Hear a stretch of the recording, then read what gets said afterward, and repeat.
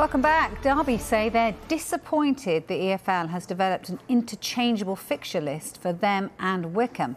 An independent disciplinary commission fined Derby £100,000 for accounting irregularities. And both the club and the EFL have a right to appeal the decision. Now, Derby only survived on the final day of the Championship last season after a 3-3 draw with Sheff Wednesday. If the EFL appeal the decision, a retrospective points deduction could be imposed, which would relegate Derby to League One. So look, this is how Derby are set to start the season in the Championship as it stands. They begin against Huddersfield and then away at Peterborough. Wycombe will play those games if Derby are relegated. Now, Derby say any points deduction would be inappropriate, and in a statement they doubt it will be lawful, they say. Wycombe went down on the final day of last season, of course, despite a 3-0 win over Middlesbrough. And they're set to start the season in League One, but might earn a reprieve to play Championship football. So here's Wycombe's first 6 fixtures back in League One. They begin at home to Accrington before a trip to newly promoted Cheltenham.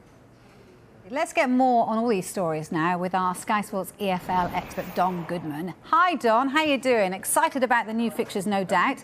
And is it an extra special this year, do you think, with the prospects of, fingers crossed, packed stadiums again next season? Yeah, absolutely. I mean, I think those of us that were lucky enough to be at stadiums towards the end of last season, where even if there were 3,000-4,000 fans recognised what a huge difference it has made to the players, to the coaching staff, to the fans, the joy on faces. So we've all got everything crossed that, we can get large crowds in and hopefully before too long, full capacity stadium where that's possible to do safely. Yeah, fingers crossed. But let's talk about this situation at Derby. They survived last season by the skin of their teeth, a point above Wycombe. Now, the EFL have, as you've seen, drawn up this interchangeable fixture list for them both. What do you make of this situation?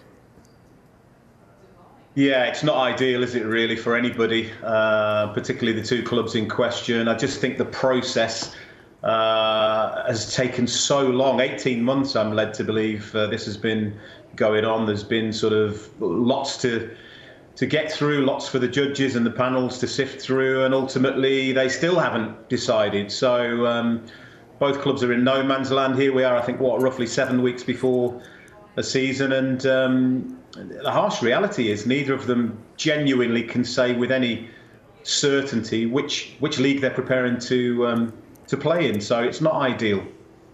Yeah, it's not ideal. Look, we'll just have a little look then at their opening 6 games. Derby, as it stands, play the likes of Borough, Forest and Birmingham. And then Wycombe, they're due to start life back in League One against... So that's the Derby one. And then Wycombe against Accrington, Stanley and Cheltenham. You know, for both teams, but maybe more importantly for Wycombe, maybe, you know, they need to get this resolved and really quickly. Yeah, I mean, I think in a perfect world it would have been resolved, well, not far into the start of last season, as it was with Sheffield Wednesday, who ultimately, faced the ultimate punishment, didn't they, for their breach by ending up being relegated. And of course, if the EFL take points from Derby retrospectively and apply them to last season, then of course that will mean that Derby County are playing their trade in League One rather than the Championship. So yes, it's just been a long process, and then I'm not really sure why that is. I'm sure there have been lots of legal technicalities and so on and so forth. Appeals have been lodged.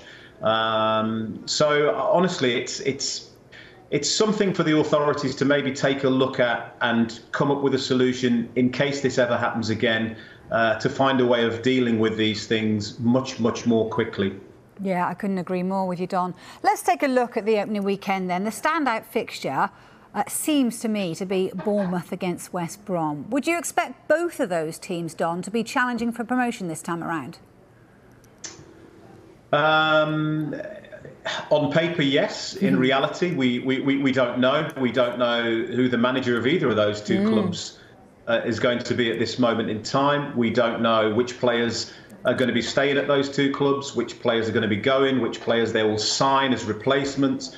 So there's an awful lot of perhaps water to go under the bridge before you can actually realistically, bearing in mind this is the Championship, Vicky, and we do know strange things happen in the Championship, before you could realistically have any of them as favourites. Look, of course, as recently relegated Premier League teams, obviously Bournemouth 2 seasons ago and West Bromwich Albion this season, they will be expected. There's always an expectation on those clubs that come down. So we're looking at West Brom, we're looking at Fulham, we're looking at Sheffield United.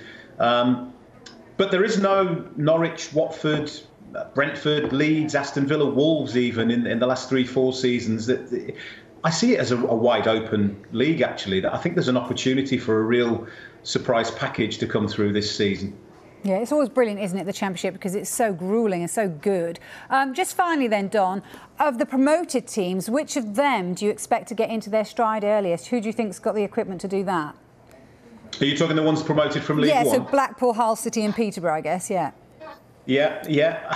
They'll all be riding the crest of a wave, but I think one thing that most people in football acknowledge is perhaps over the last 5 or 10 years, there's become a bigger gap than there used to be between League One and the Championship. And obviously that's predominantly down to finances and the kind of players that you can attract, etc., etc. So, we had a look, and what a glorious effort Rotherham and Wycombe made last season. And of course, Coventry City survived, and comfortably so in the end. So, look, if Coventry can do it, I think those 3 clubs will, have their train of thought that they can do it. Like I said, it's important that they get off to a good start. I mean, you look at Wycombe missing out really narrowly, and they got off to the most horrific start, which actually proved very, very costly. So I think there's cause for optimism for all 3 of those clubs. And like I said, they'll be excited, their fans will be excited, they'll be looking at the types of grounds that they're going to visit, the types of clubs that they're going to play against and compete against. And it's nothing but joy at this moment for all of those 3 promoted clubs.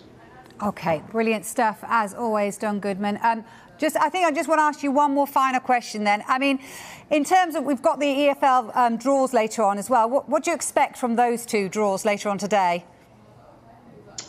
The draw for the EFL Cup, the trophy? The League Cups. The League Cups, yeah. I mean, look, it seems to be the Manchester City Cup at the moment, doesn't it, really? They're almost domination. I think that's a testimony to the depth of their squad. But it does, if you look at, like, Brentford, for instance, are a great example. Not only have they been promoted to the Premier League this season, but they actually got to the semi-final of a major tournament for the first time in their history. So, they will be an example for the Championship clubs, perhaps, and for the lesser clubs and the lower league clubs, they'll be looking for a plum draw, Vicky, won't they? It's all about getting the crowds back in, getting some money into the coffers and testing yourself against teams at a higher level. Brilliant stuff, as always. Lovely to talk to you, Don. Always a pleasure.